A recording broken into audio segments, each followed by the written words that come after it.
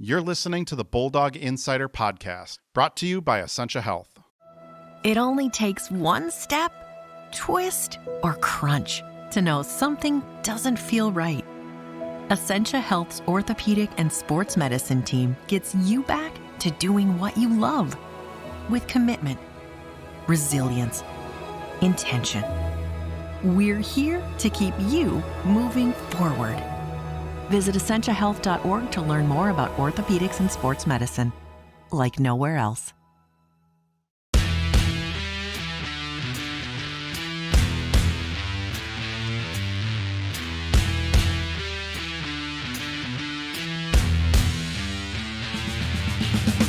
Hello and welcome to the Bulldog Insider Podcast, brought to you by Essentia Health.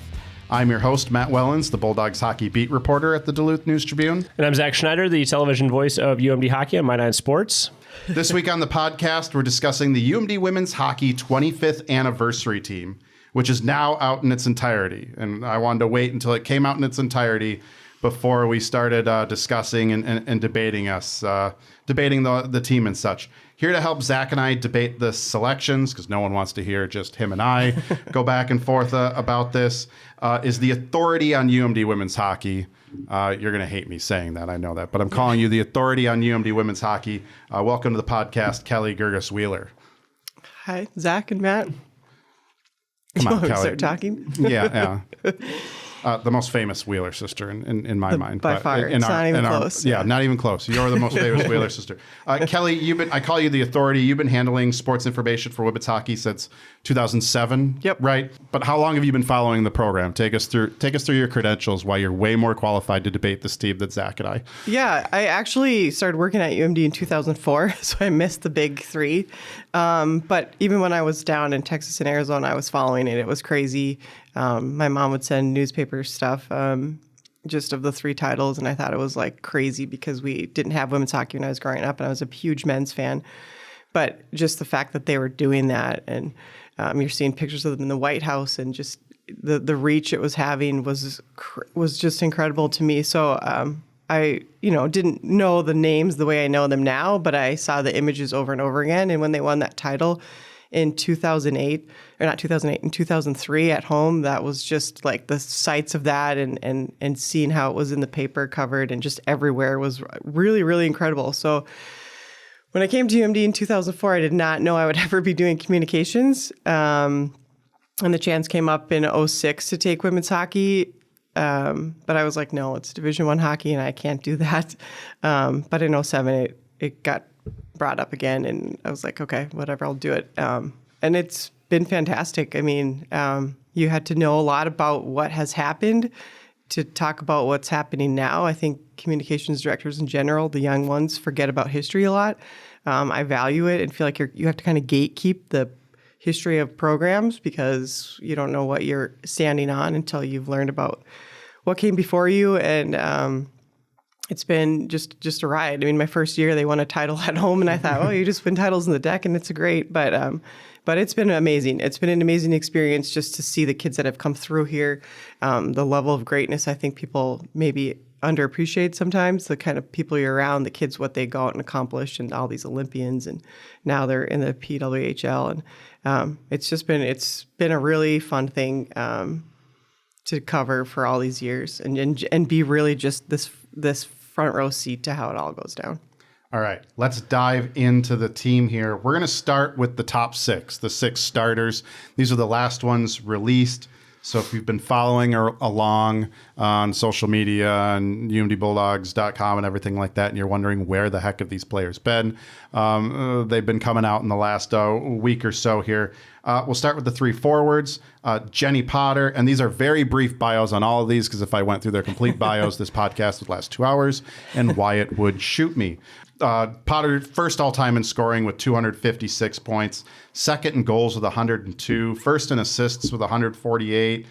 She was on the 2003 NCAA title team, and she's got a gold medal with the U.S. from 98. Maria Ruth, only Bulldog that has her number retired, right, Kelly? Right now, yeah. For now. We're behind. Yeah. We may get into that here. She's second in career points, first in goals with 119, a three-time NCAA champion. Carolyn Allette, third in scoring with 229 points. She was on the 2003 NCAA title team, 4-time gold medalist. The defenseman, Jocelyn Larocque, all-time leading blue line scorer with 105 points, 2-time NCAA champ, 2-time gold medalist. She's still playing pro hockey, just got done with the Olympics. Her career is pretty amazing.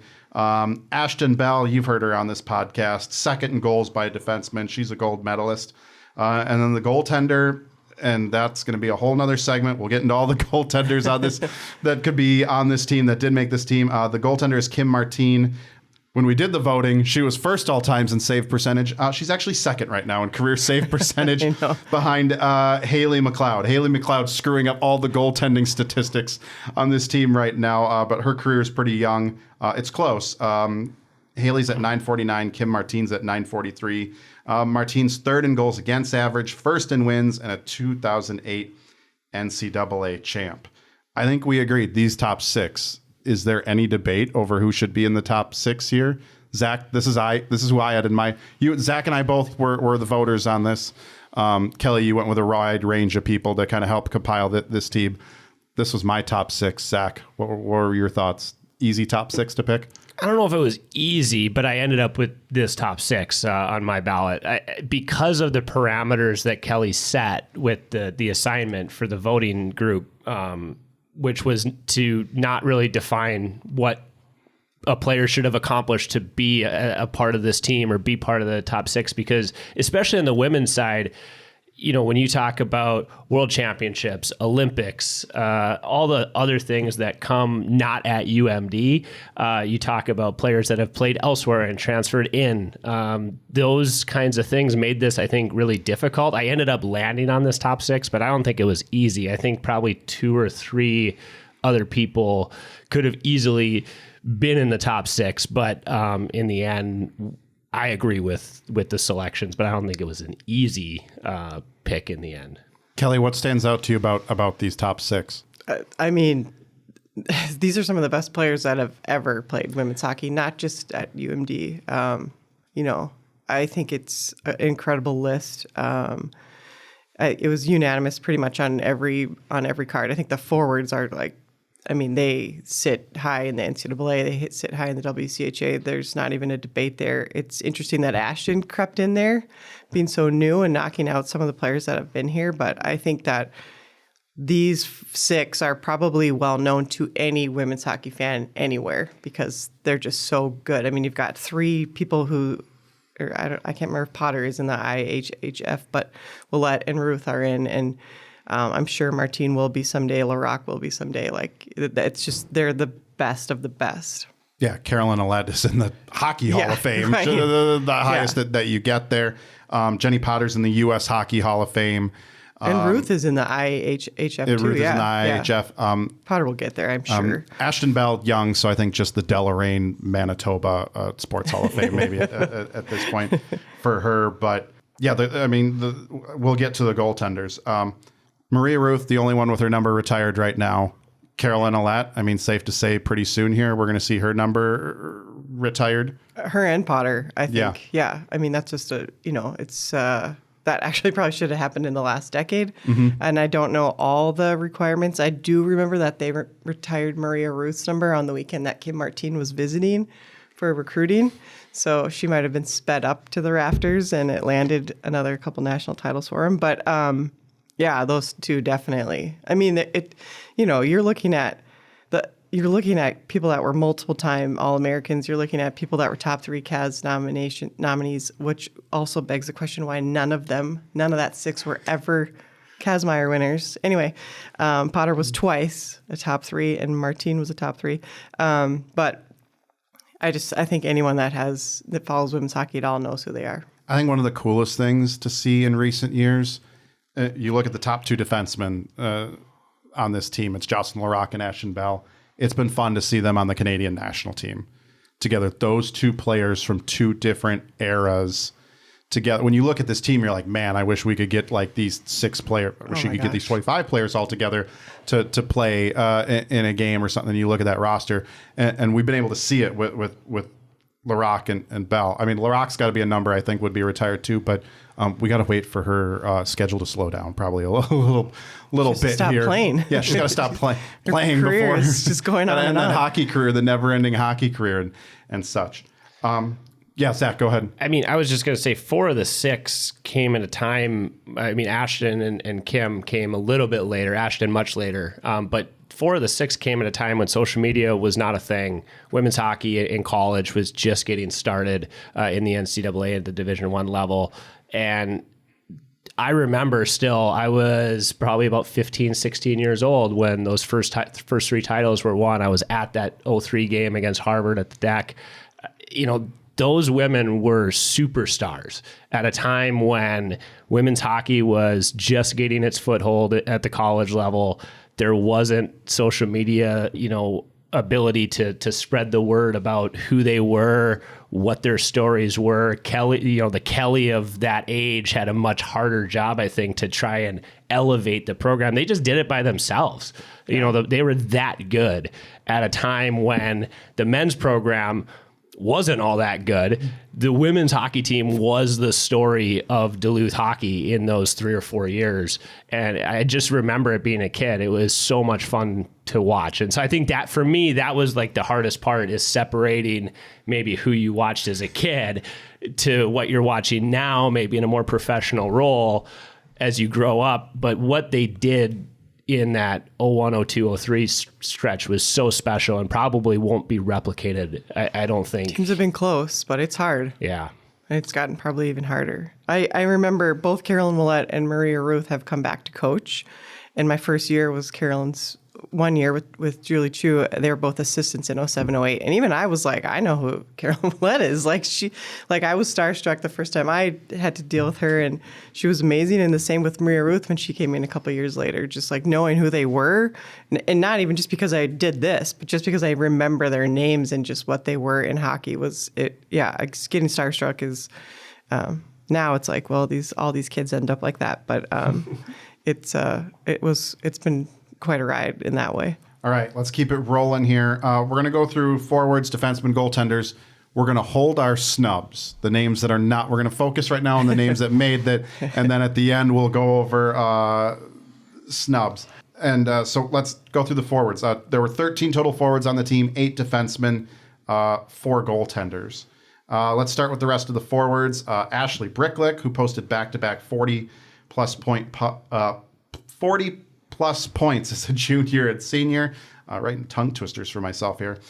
Jessica Kazumi, she had 7th in career goals with 86, 4 hat tricks in her career. Kelly, correct me if I'm butchering anyone's names here. Elin Holmanoff. Why can't I Holmlov. say Holmlov? Yeah, but it's like You have it misspelled here, to be fair. Do I have it Matt, misspelled? yeah. Okay, there we go. Extra O in there. Too many O's in there. Yeah, sorry. Elin was top 10 in scoring. Gabby Hughes, another frequent guest of this podcast, 5th all-time in points, 3rd in assists, Hockey Humanitarian Award winner. Erica Holst, she's tied for 3rd in goals with 100. Emmanuel Blaze, 2-time NCAA champ, first-team All-American.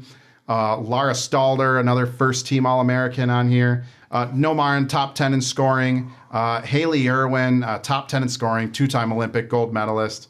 And how do I say this one? Hanasikio.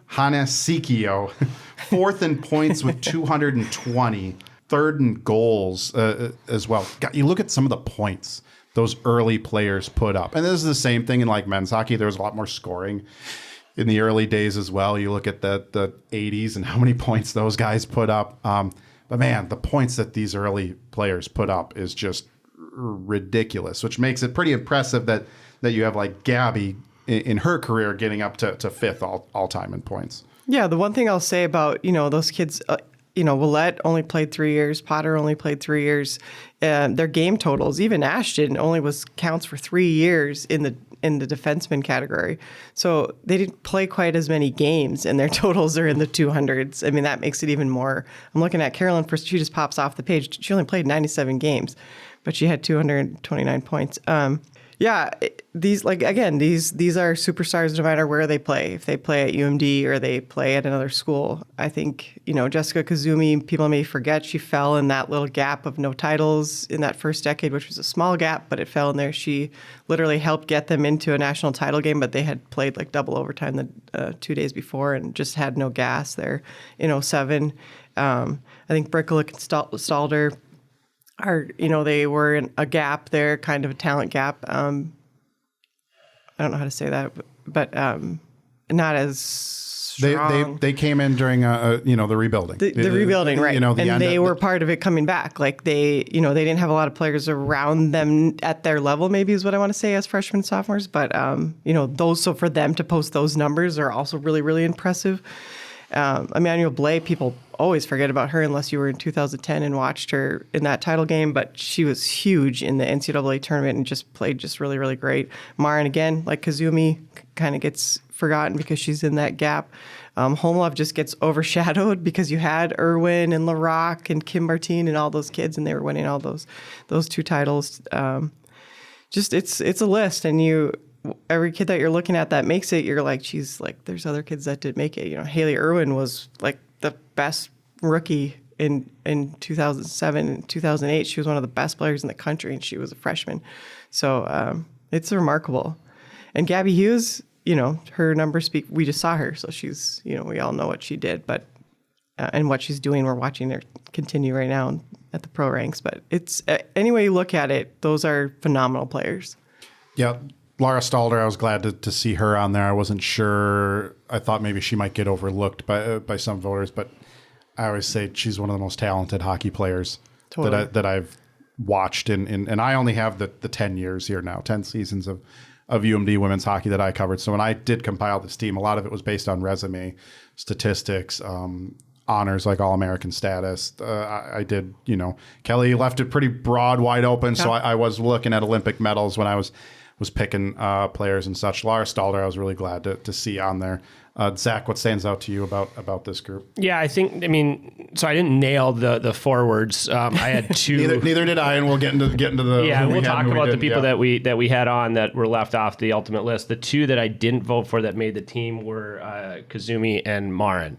And it's interesting because Matt says Stalder, he's surprised to see her on here. Well, to me, same thing, right? In my adult life, she's one of the best players talent-wise to come through. Did she have some of the same accolades as a team as some of the other players on this list? No, but talent-wise, you can't blame Laura Stalder for that. Right. She was one of the best players. And Kazumi and Marin may fit that bill. So it's interesting as you come through this 25 years of where you watch, right? Because I just talked about remembering the Jenny Potters, the Carolyn Ouellets, the Maria Ruths for being superstars in their own right, but they won titles when I was a kid. Marin and Kazumi, when I was younger, didn't have that same allure because they didn't win a title. Yeah.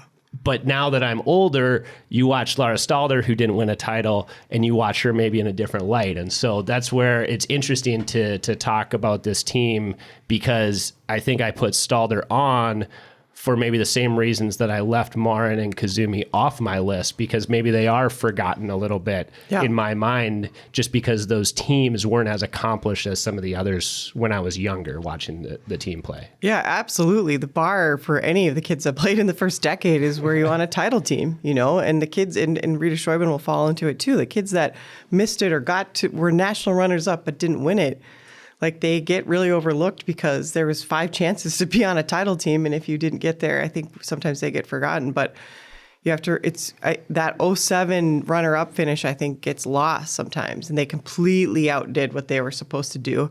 That was Kim Martin's first year, actually. Her and Scheuben were splitting, and I think that gets overlooked because the next year, boom, they win it at home, and everything's great again in Bulldog country. So that's a really good point, that those kids that missed out on those or fell into those gaps just get overlooked.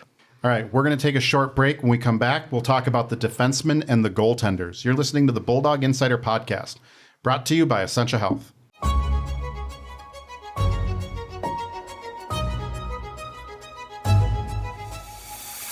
Greetings from Northlandia, a place to bring your curiosity, because here you will find curiosities. Whether it's a look inside the Northern Rail Train Car Inn or an introduction to Duluth's musical roboticist, Robot Rickshaw, we celebrate the region's distinctive people, places, and history. Each week, I'm joined by my fellow reporters who share the unique and fascinating stories that they discover while exploring the Northland. You can find new episodes of the Northlandia podcast on Apple, Spotify, or wherever you get your podcasts. Join us along this journey and discover the extraordinary stories that you just might miss if you're not in the right place at the right time, ready to step off the beaten path with no rush to return, here in Northlandia.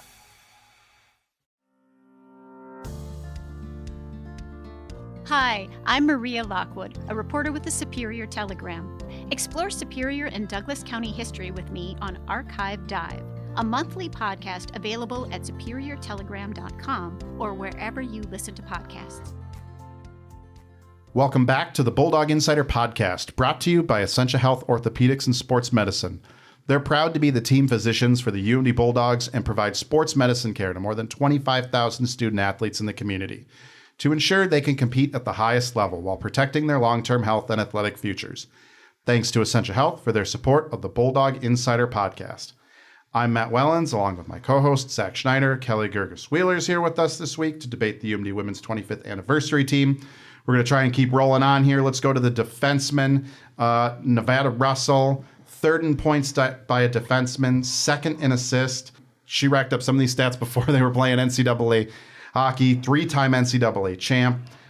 Bridget Laquette, she was an Olympian, 10th in career scoring, fourth in goals, was only here for 3 years at UMD. Good to note that. Julianne Montana Vasicek, just all-time great person. That's why I'm going to throw her on this team. We all love Montana, but she was an All-American.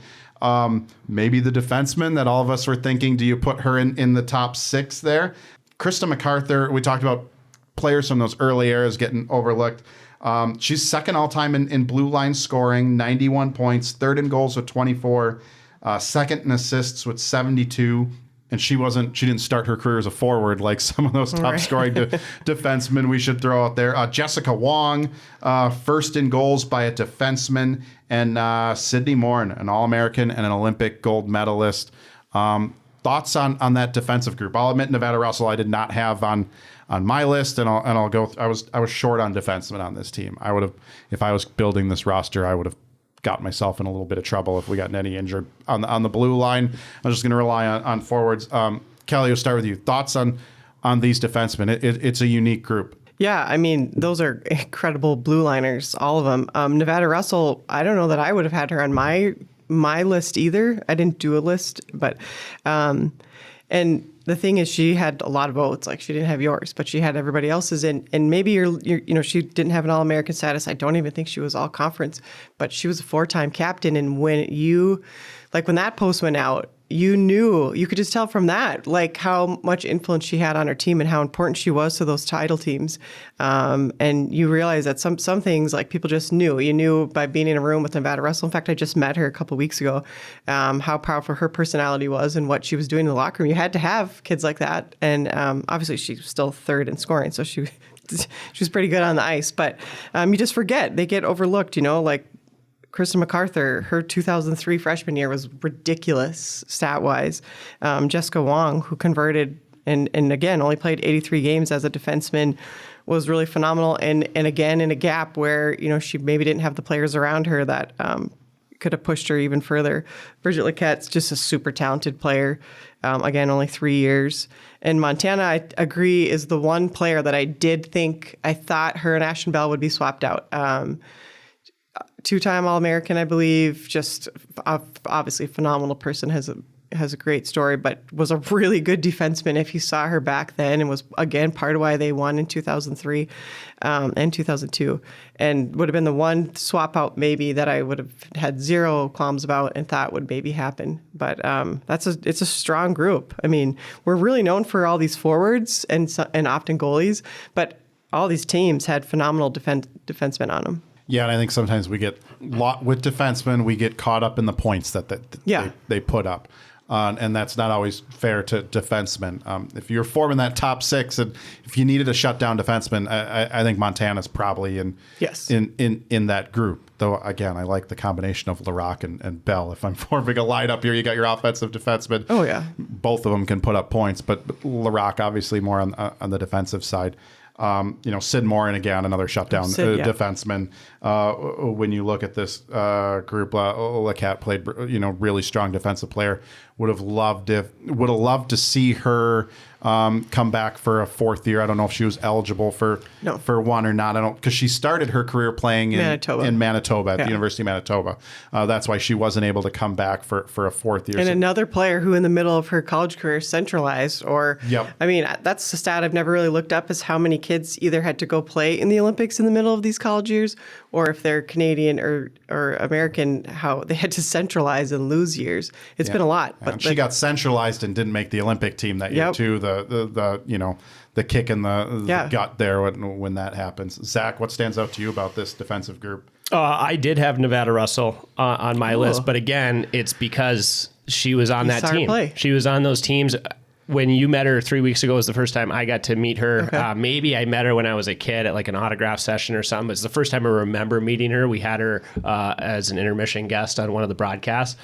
And still 20 years later, I was your biggest fan. Like I loved watching those teams play. So anytime you get a chance, I've met Jenny Potter, but I've not met Carolyn Ouellette or Maria Ruth. So anytime I get a chance to meet players from those teams, it brings me right back. So I had her on my list, but I think that's a big reason why, is just who she was in the early 2000s. I didn't have Lecat on my list. That was the only one I was missing out of this group. But again, I think it's just because she wasn't like the flashiest player. She was super solid, but she probably gets lost among some of the others. And I would have, Montana and Gabby Hughes were the two that I was talking about earlier that maybe I was like, you could make the argument to put them in the six starters. Gabby's probably a tougher argument given the three forwards that she's going against. But if you take Montana and Gabby's off-ice contributions to the program and who they are as people, and that's tough. That's like where you set the parameters, Kelly. It was like, do you take into account everything Montana's gone through and has done, everything Gabby's gone through and has done off the ice? And to me, I had a tough time with that, because if you're going to include Olympic medals, if you're going to include all these things they do on the ice but away from UMD, how can you penalize Montana and Gabby for doing things that are so spectacular but have very little to do with hockey on the ice? Those were the two that I was like, well, they're certainly going to be on the team. Can you make an argument that the impact they've had should put them in the starting six? Maybe. In the end, I left them just as off the starting six and on the team. But. Well, and one thing I think people forget is that Montana should have been on that 06 Olympic team. She was one of the last kids cut, and I don't want to get into it where it's being recorded, but I think it was wrong, and she should have been on that 06 U.S. team. All right. The goaltenders. This is the most controversial portion. And again, we're focusing right now on the goaltenders on the team, and that'll transition into the snubs here. Jennifer Haars, NCAA title in 2010, 49 saves in that 3 OT game, top 6 in save percentage because of Haley McLeod. Again, maybe we needed Haley McLeod on this team. And when we get to the 30-year team, might be a revision. Rita Schaubin, 2nd in goalie wins, 3rd in shutouts, 5th in save percentage. And then you got Emma Soderberg, 1st in career shutouts, 1st in NCAA tournament wins, though we should preface the tournament's a lot longer these days than it used to be. But still, and then 4th in save percentage. And I think with Emma, we always got a preface of, thankfully for that 5th year, she got 2.5 years, I like to say, because the 19 games that were played during the pandemic year, that's a half season. So 2.5 years as a starter for Emma Soderberg, which makes some of her stats crazy.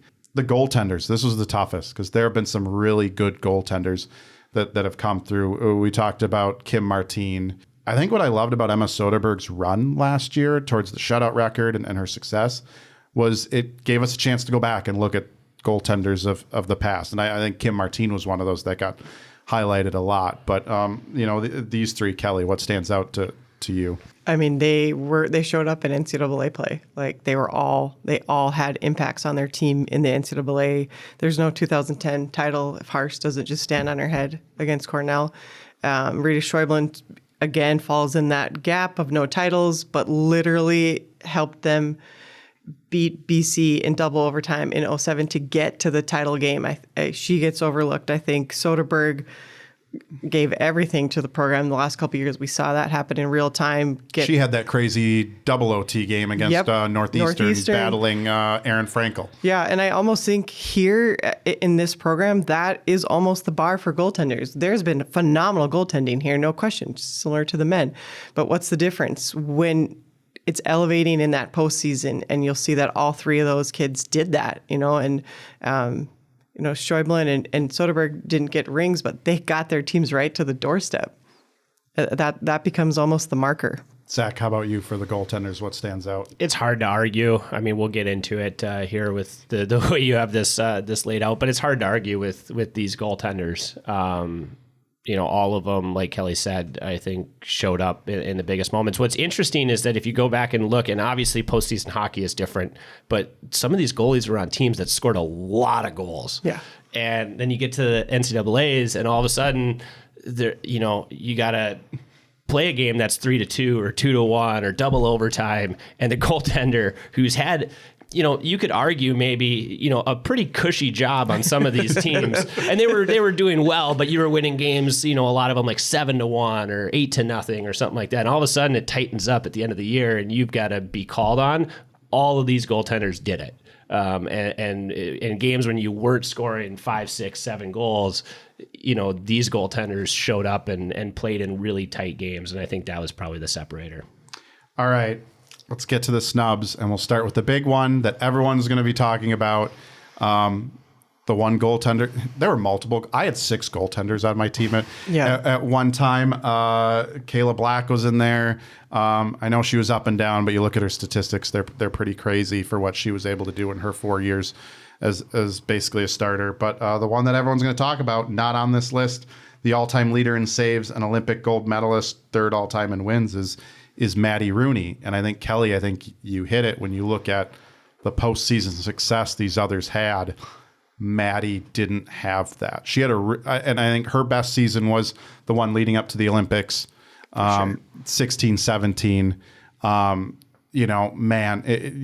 She did have that great playoff game against the Gophers that they lost 1-0 at Amsoil, an epic goalie battle. She had a couple other postseason games. I think she had one at the final face-off in the semifinals as well. But then her junior and senior years came back for the Olympics, and I don't think was the same goaltender that we saw before the Olympics. I had her on my team. Zach, you had her on your team, but Kelly, it was close, I'm guessing. But of her making that team or not. Yeah, and I mean, it was one of those things where I thought, what are we doing if we leave Maddie Rooney off? This is one we're going to hear, But that's how the voting broke down, and some people that I really, not that I don't respect your guys' opinions, but people I really respect that were on that voted, that didn't put her on, and they have their reasons, and there's, no one has to give me a reason, but you can't take away what Maddie did to the program and what she meant and the stage that she was on at the Olympics. I think she has a saves record at 62 saves. She did phenomenal things, but I think it probably was really hard for her to come back and acclimate. And it was, a junior season, a senior season, and it was not quite the same. She gets left off, and basically it's that postseason bar, a postseason bar that actually could have taken, and Tula Paputi gets cut out of that. Sauter gets cut out of that.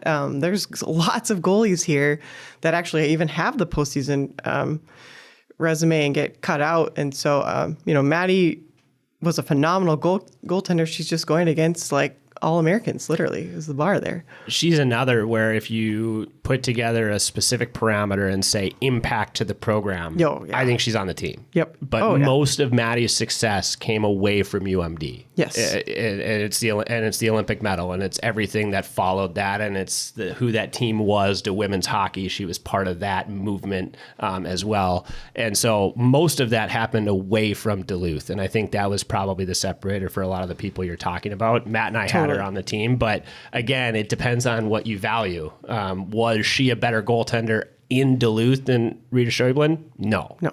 But was she a better goaltender and have more impact on the program? Then the argument starts. Oh yeah, right. And her so name, I think it just everybody depends. knows Maddie Rooney. That hasn't even subsided in the last 5 years. So what she brought in. Do we have kids on the team that knew Maddie Rooney or watched her play in high school and were like, oh my gosh, she goes to probably she goes to the UMD. You can't deny that at all. But it's like I said, the goaltending is really hard. It's there's so many kids on here who are so good, and it isn't just her that got left off. Yeah, so here are the three other. So I had 4 people that didn't get on. I mentioned I didn't have Russell on my team. Ashley Bricklick wasn't on my team. Kazumi wasn't on my team, but when it came out, I went, man, I should have had her on my team. Sure. That's the one I want. I want back. And then Elin wasn't on my team as well. That got left off. Elizabeth Giguère falls into the Lara Stalder category. She only played here 1 year. I get that, so I get why she wasn't on the team. I figured I was going to be in the minority voting for Jiggy, but she's kind of in the Justin Falk category of players, and I'd still put her on the team here. Like if I redid the ballot, she elevated everyone around her. She was just such a phenomenal player to watch, and I wish she had been here longer than just one season. Zach, you had Jiggy on your team. I think we were the only two, right, Kelly? You might have been, yeah. And that might be some recencey bias from us too. It might be, but I mean, when you watch her play, I know we just got one season of her in Duluth, and it's hard to weigh that against everything else that people accomplished in a UMD uniform. But there's only been a handful of players that have earned All-American status when you look at it, and she's one of them. Yeah. And she did it in her only year here. And we said it before we started recording, if you're going to compare her to Justin Falk, when we did this exercise for the men, was it last season or 2 seasons ago on the podcast, go back and listen to that, because when we were talking about Justin Falk, the separator is he won a ring.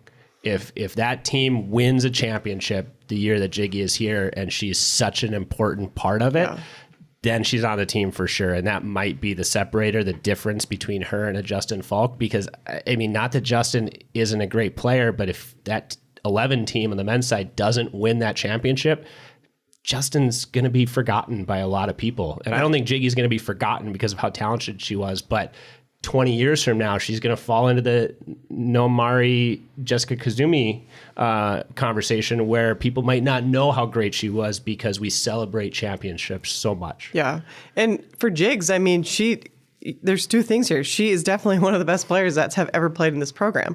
She just doesn't have the career. I think the voters are looking at a body of work, and she had the 1 year. And if I was voting, I probably would have left Jigs off, but not because I don't think she's one of the best players that's ever played here. I do think she's one of the best players. She's definitely one of the best players that's played in the last 15 years, without a question, and one of the best players I've even seen play for UMD. But yeah, just that 1 year to get to see the work, I think it kind of bitter there. Yeah. So real quickly, as we try and wrap up this episode, 2 more people that that got left off of my list. Anna Klein, she did have the consecutive games played streak. That was like a significant enough stat and accomplishment for me that I had her on there. Obviously, that's now been broken by Mann and McMahon. So if you had me do this 12 months later, I'd probably leave off Kleiner and put Mannon in there. And Mannon's streak is just ridiculous when you consider she went through the pandemic and everything too. So many landmines for her to get around. And then I had Pernilla Winberg also on my team. She was an Olympic silver medalist, but only 20th in points. Maybe that's the person I take off and put Jessica Kazumi on there. Zach, who from your team was left off? We talked about Rooney and Giguère. I missed 2 more. Laura Fridfitson, who I will die on this hill with a lot of people that I talk to about this team. I think she should be on the team. They don't win the 08 title without her on the team, or Haley Irwin, 2 freshmen that were fantastic. She ended up on the 10 team too, so she's got 2 rings. she was so good. Just such an amazing skater. And fun to watch play. The one that I struggled with a lot is Katka Marzova, who I think is one of the most talented players that I've seen in my professional career. She was injured a lot. She kind of falls into that gap that you were talking about with Brick and Stalder, where maybe those teams don't have as much high-end scoring. If you put her on a team with like a Jigs or a Gabby Hughes or even like an Anna Klein, when, if they're together their whole careers, I think her points speak more loudly than they do looking at it. But I mean, Katka was so good. That's one where the body of work and what you accomplished, it was so hard to the separator. And so I ended up putting her on the team because I think she's one of the better hockey players, but accomplishment wise, she's low on the list just based on the teams that she was on. Yeah, no, I would agree to that. And the Fridvinson one, I imagine we'll get some bites on that too, which I totally agree. Again, completely overshadowed by the Irwins and the Homeloves and she played with Manu Blais and LaRock. Like she played with kids that are on the team, but they probably don't get the numbers they get without Freddie giving him the puck. And I think that also goes for Saara Tuominen, who also won 2 titles, multiple year captain, went to Finland, won a bronze in 2010, came back and helped him win the title. She's a phenomenal player that I also think gets overlooked. Those teams were just so stacked, that 08, 09, 10, that group was so crazy stacked. I think she's another one that if you saw Saara Tuominen play or you were around the program, you saw her influence. And it was kind of a Nevada Russell leadership thing that maybe doesn't show up in the stats, although she's in the stats. But she was also super influential, I think. Kelly, we'll let you wrap this up here. I think what stands out about this team is the fact that we have a lot of players that you hate doing a project like this and you're like reaching to try and figure out who's 23, 24, or 25. This could have been a top 30 or more team, and it still would have been a challenge for everyone. Just your final thoughts on this project. And man, you put a ton of work into putting this together. Yeah, right now it feels like a lot of work because I'm wrapping it up. And so it's crushing out all these last starters for me. When this airs, that'll be in the timeline. I think some programs would struggle to get a top 10 or top 15, and I feel like we're leaving kids out. And I mean, Maura had nothing to do with any of the voting, Coach Kroll, but I was like, could we do an honorable mention? She's like, no, the 25 is the 25. And so, that really tells you what the program has. They have so many kids that you could go 30, you could go 35, and you're not watering down who would have made it. And that's just a real testament to the program. But it's been fun to dig up these kids and, the Nevada Russells or the Noam Martins or the Martins, the kids that we sometimes overlook. It's been fun to just go back and be like, whoa, they were good. They were really good. We just don't see them always on the walls, or they didn't get all the accolades, but they were good. All right, we'll wrap it up there. Kelly, thanks so much for putting together this project, and thanks for coming on the podcast to talk about it. Yeah, of course. Thank you, guys. You can find the Bulldog Insider Podcast on Apple Podcasts, Spotify, YouTube, or wherever you get your podcasts. Like us, subscribe, and rate us. For more Bulldogs hockey coverage, visit DuluthNewsTribune.com/Bulldog Insider. Subscribe to gain access to all of our coverage all season long. Zach, what does the TV schedule look like? The men are on the road at Colorado College, and the women begin the postseason hosting St. Cloud State in the WCHA quarterfinals. Someone has to score a goal this weekend, so that'll be fun for those two teams. But we don't have any of the women's games on TV. They're going to be on Big Ten Plus, or you can go to the games, but pack a lunch because you might see some overtime between those two teams potentially this weekend. But that'll be a fun series at home, and then we'll have the Friday night game from Colorado Springs for the men this weekend. That starts at 8 o'clock our time. Thanks to our sponsor, Essentia Health, for their support of the Bulldog Insider Podcast, and thanks to all of you for listening. We'll catch you next week.